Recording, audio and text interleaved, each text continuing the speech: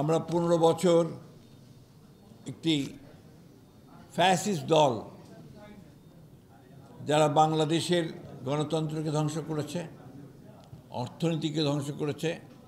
এবং বাংলাদেশের আত্মাকে বিনষ্ট করে দিয়েছে, সেই দলটির বিরুদ্ধে লড়াই শেষে জয়লাভ করার পরে ছাত্র জনতার অভ্যুত্থানের মধ্য দিয়ে আমরা একটা সুযোগ পেয়েছি।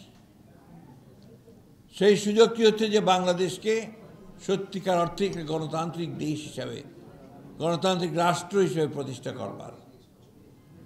আমরা সুযোগ পেয়েছি আমাদের আওয়ামী লীগের দ্বারা যে ধ্বংসপ্রাপ্ত প্রশাসন, রাষ্ট্র কাঠামো, অর্থনীতি, সেটাকে আবার নতুন করে গড়ে তুলবার, নতুন করে কাজ শুরু করবার। এবং সে তার উপরে আশা রেখেই সেটাকে কেন্দ্র করেই আমরা প্রফেসর ডক্টর ইউনূস, যিনি একজন নোবেল লরেট, আন্তর্জাতিক খ্যাতিসম্পন্ন একজন অর্থনীতিবিদ, একজন শান্তির আন্দোলনকারী ব্যক্তি এবং গোটা বিশ্বে যিনি সমাদৃত, তাকে আমরা এই দায়িত্ব অর্পণ করেছিলাম